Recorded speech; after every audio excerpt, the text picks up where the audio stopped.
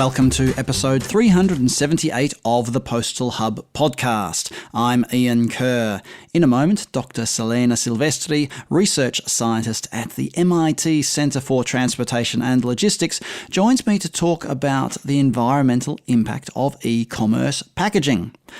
But first of all, I wanted to mention a couple of things relating to sustainability and e-commerce and all of that. In the delivery sector, we've been tying ourselves in knots trying to reduce emissions, right? We're optimizing delivery routes, we're replacing diesel vans with electric vehicles, we're deploying cargo bikes, and so on and so forth. And that's a good thing, right? But I sometimes feel like we're only treating the symptoms, not the cause, if you know what I mean. A report that was issued late last year found that the total value of merchandise returned in the US reached $685 billion in 2024. Now, some of those returns might have been legitimate, sure, but just think about what proportion of that consists of shoppers who are bracketing or wardrobing, let alone the fraudulent returns that might be coming through, right? So we're busting our guts trying to reduce last mile emissions, but consumers are clogging delivery networks with parcels that are virtually guaranteed to be returned. That's without even mentioning one of my other bugbears, which is all those purchases from low-cost e-commerce platforms that go straight into landfill, right? Now, let's also talk about how much air that gets shipped as well. I know there are various initiatives to try to improve packaging, to reduce the amount of cardboard used and to minimise the amount of air being shipped, but there's still plenty of work to be done there. Now, I could go on, and I often do. But there has to be some sort of reckoning here. E-commerce is broken, and we can't just blame free delivery.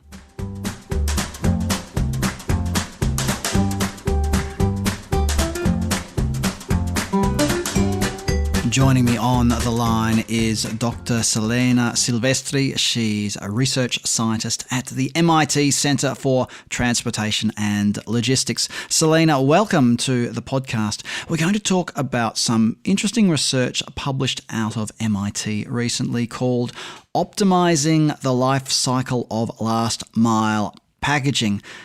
We're all aware in the delivery sector that we're handling a lot of boxes. There's a lot of cardboard out there. So let's just start with that aspect of it, the cost, the monetary and environmental cost. Can we measure the cost of e-commerce in terms of packaging? Let's be honest. I think what we can say is that we can try to measure that. What I think is that the last mile piece in e-commerce mainly. And the way I like to describe it is the last mile is the moment in which supply chain meets the final customers, is and remains the biggest challenge, both from an economical and an environmental point of view for e-commerce. Now, according to Forbes, there is an increase from $5 trillion in 2022 to about $8 trillion in e-commerce sales, which means that's going to capture about 24% of total of global retails. These numbers, of course, affect also the packaging industry. And a study that Deloitte made says that in 2030, there will be a growth for packaging expenses that will go up to $87 billion, thinking that now around 2023, it was around 45 billions. And that means that there will be an annual growth of about 8.3%. And this is from, I would say, a monetary point of view. If we start thinking at the environmental perspective, then there is a study from Canopy that says that in 2021, about 3 billion trees were used to produce packaging. That means that about 95 trees were cut every second. And if we think at the size, like the space that has been cut, you can compare it with the size of Germany or of Japan. Even numbers that I think, in my opinion, are scaring me even more is that if we think that we can take those packages and wrap those around the earth, that's going to be translated into wrapping the earth more than 1,000 times, or going to the moon and back about 54 times. Now, these numbers are just, I would say, overwhelming.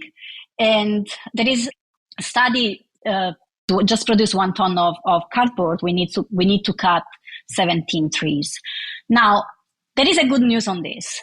If we are able to recycle, we are going to save 17 trees, but not only that, we can save about 7,000 liters of water and also around 200 liters of oil. That means that if we are able to recycle and produce cardboard from recycled materials, we end up saving about 75% in energy. And this is not a small number.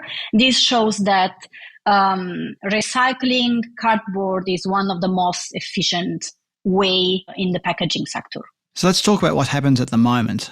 We're delivering all these parcels to the customer's door, or it's getting into their house by whatever means. They open their parcel, they've got the packaging. People with children will probably let their kids play with the packaging, but that probably doesn't represent a massive proportion of it. So what currently happens to that used e-commerce cardboard packaging? Yeah, so there is I think one thing that is important to highlight, and is with this shift to e-commerce, the responsibility to recycling has shifted from retailers to people. And that's very important to notice. And the reason why this is important to notice is because this is increasing the likelihood that cardboard recycling is going to decrease, not because people do not recycle, but because they do not know how to recycle, meaning that the cardboards are basically put in bins together with other things. And this might contaminate the packages. And if they are dirty, they can't be recycled. So it's important to notice that this is something that people are recycling, but they might be not aware of how to recycle, and that can impact the amount of cardboard that we can recycle. Despite this, there is a study that the American Forest and Paper Association has done that states that in 2023, about 76% of the packages were actually recycled.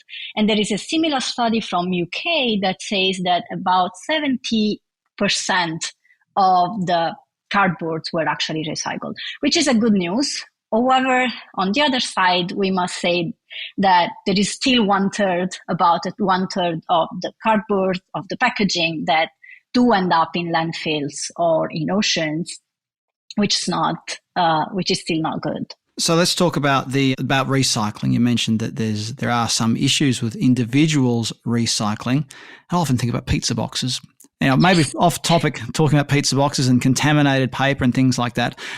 Email me, everybody, if you want to hear more of my thoughts about recycling pizza boxes. But what models are there now for encouraging recycling or even the reuse of this cardboard packaging? One thing that would be important is somehow to educate people, because they are not aware of the fact that contaminated boxes might not be recyclable. So again, the American Forest and Paper Association in the study I was mentioning earlier was recommending educating people. But there are also other initiatives. Some of those are regulatory framework. For example, in the UK in 2025, there is a new legislation that is requiring companies that have at least 10 employees to basically recycle cardboard in a separate bin with any other recyclable item. And that's something that is, I would say, going into the direction of educating and also in the direction of not running the risk that although there is from people this approach in recycling things, they end up not being recyclable. They are also increasing the taxes for landfills, which is another way to, I would say, encourage other alternatives like recycling or reusing. And I know by experience, because I am Italian, in Italy, it's been a long time that we are asked to recycle things in separate bins. So as far as I remember, I've always separated cardboard from other things and put them in bins in different days. Now, There are some measures that are, I would say, more proactive and preventive that are also in place. And these are regulations that try to control the empty space in boxes. For example, in Europe, there is this suggestion recommendation to not leave boxes more than 50% empty.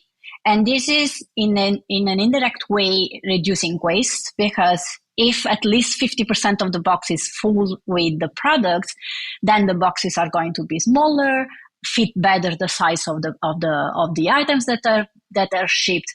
But this is also affecting in an indirect way the usage of vehicles, because if boxes are smaller, the capacity of the vehicles can be used much better, and therefore we can put maybe more boxes and more deliveries into a single truck, which means reducing the number of trucks and therefore emissions. I read somewhere that FedEx and UPS, for example, are charging more if the weight with respect to the size of the boxes shows that the boxes are not properly filled.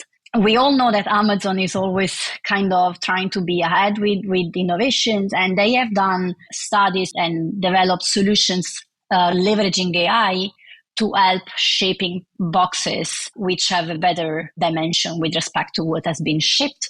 And they're also focusing on making the packages less heavy, so thinner. Also, probably we all have experienced that they are kind of asking when we order online if we are okay in receiving boxes directly from the company that produced the product that we are ordering without them being put into Amazon boxes.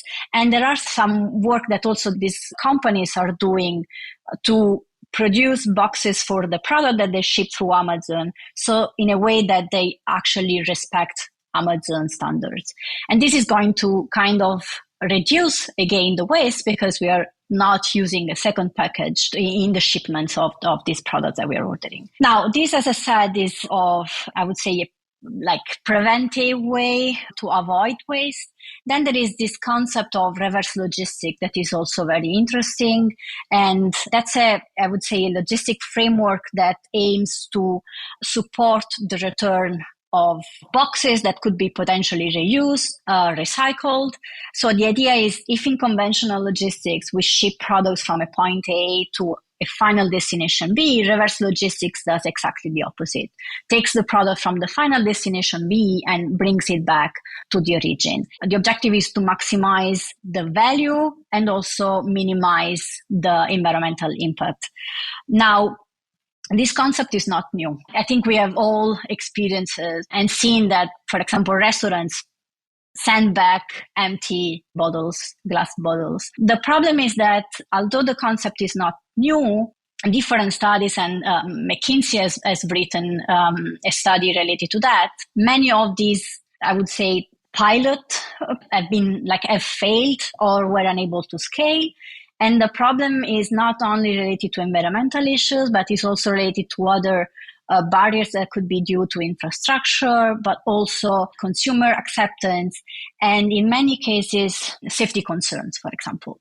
In last year, I worked here at the MIT CTL. I have supervised a capstone project, as you were mentioning at the beginning, that was somehow trying to assess this problem. And the main objective was to understand the feasibility of picking up boxes that had been used to ship products from customer locations during routing that were aiming to actually deliver other products. So kind of mixing pickup and delivery. The idea was to understand in the study when and if it was convenient to stop in customer locations to pick up those boxes that had been used in the past to drop off their orders. The main goal was to understand when this would be beneficial in terms of cost and also in terms of emissions.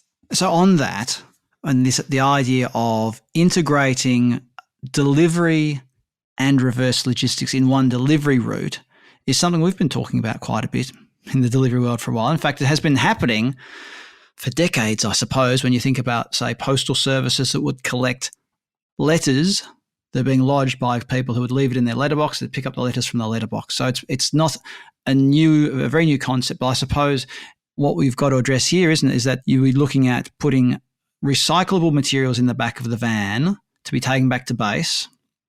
And that could be competing for space alongside the existing parcels that are to be delivered and any other parcels being collected along the delivery route. So I think it's a really interesting challenge here. And because, as I say, logistics is all about solving problems. One of the questions that would inevitably be asked, though, is that we're doing a doorstep service for people collecting their recycling effectively.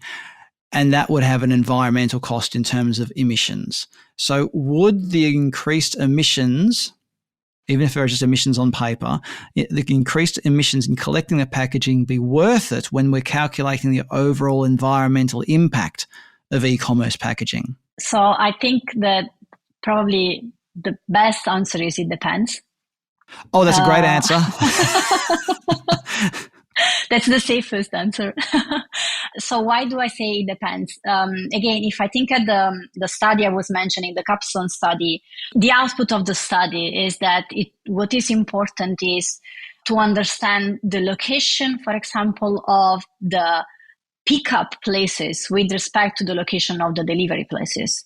Now, if the locations of the pickup places and also the weight of the boxes that are going to be picked up, and with weight, you can think at the number of boxes that are going to be picked up to reuse them.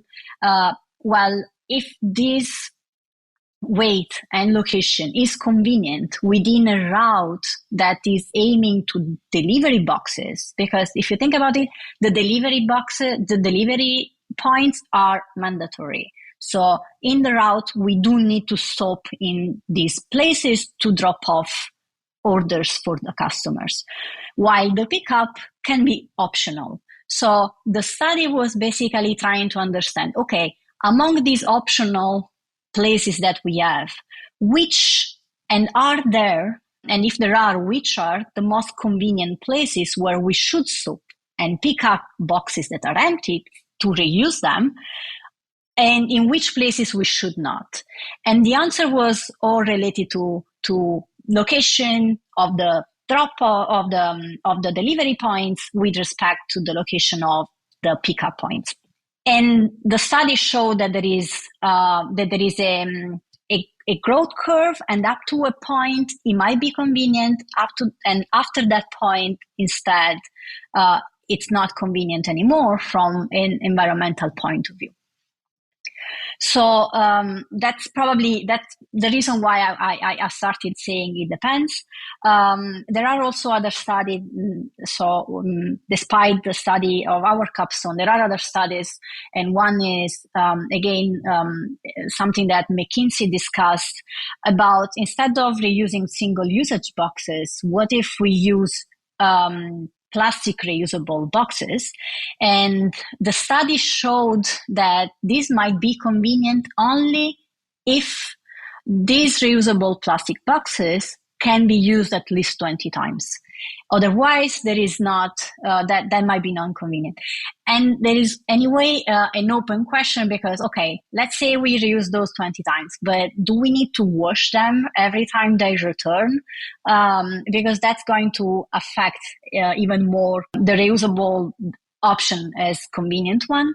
And the final, I would say, comment on this is also that then maybe what we would lose on this is the oversight of the boxes, because they would not be framed for the specific product that has been ordered, meaning that these boxes might be much bigger, and therefore we lose what we were gaining earlier about better utilizing the capacity of the trucks. And then there's the question of weight as well when we're talking about this alternative packaging. But perhaps a topic that we'll go into in depth another time. One final question that I'm sure many people are wondering right now is, what would the role be for out-of-home collection points? We talk a lot in the delivery sector about out-of-home delivery, so delivery to a parcel locker, delivery to a PUDO point. That pick-up drop-off point might be it could be a post office. It could be a news agency. It could be any sort of retailer. Is there, or did your research show, or have you considered any role for out-of-home collection points as part of this reverse logistics for recyclable materials concept? Yeah, so definitely this concept might be actually convenient, because that would imply consolidating things. So if there are these points, and if in these pick up and drop off routes we can only pick up in certain points, then in these points the weight would be higher, and the number of stops to pick up would reduce. So that's definitely something that would be interesting, I would say, to investigate. One thing that was, however, important, I think it's important to say, and was also highlighted in our study, is that then there would be, however, the need of understanding in which places would be these drop-off points, where should they be, and how many, in terms like optimizing the location and the number of these points around the cities. So that would be another problem that e-commerce companies would need to face to really optimize this idea. This is a really fascinating conversation. I'm sure there are many people listening to this who have questions that they would like to ask. If people want to get in contact with you and the team at the MIT Centre for Transportation and Logistics, how should they get in touch? Well, they can definitely find me on LinkedIn. I will be happy to be in contact with them, or the website of CTL is also a good alternative. They'll find me there. I'll put a link to both of those, all of that, on the episode page on thepostalhub.com. So go to thepostalhub.com and follow the links. Dr. Selene Silvestri, research scientist at the MIT Centre for Transportation and Logistics. Thank you very much for joining us on the Postal Hub podcast today. Thank you. Coming soon on the Postal Hub podcast, Guy Pacheco, Chief Financial Officer at CTT, joins us to talk about the transformation of CTT. An interesting discussion not to be missed. And so that you don't miss it, here are some things you should do. You should subscribe to the Postal Hub podcast in your favourite podcast platform. You should subscribe to my email mailing list so you get an email whenever I release a new episode of the Postal Hub podcast. And there are various other things you can do to improve your email inbox, such as signing up for the Daily Delivery Digest, or signing up for the monthly Post Office Digest if you're more of a post office person. Go over to thepostalhub.com, and follow the links to sign up over there. If you want to follow me on LinkedIn, you can do that. It costs you nothing, apparently. What great value in amongst all the other rubbish that's on LinkedIn. Oh my goodness, it really has gone downhill lately, hasn't it? Anyway, enough about that. You can follow me on LinkedIn, and hopefully that'll help improve the algorithm, or whatever the dickens gets things, appearing in your feed over there. You can also follow the Postal Hub podcast on LinkedIn. And if you want to email me, my email address is ian@thepostalhub.com. I'm Ian Kerr. Thanks for listening in, and I look forward to your company next time on the Postal Hub podcast.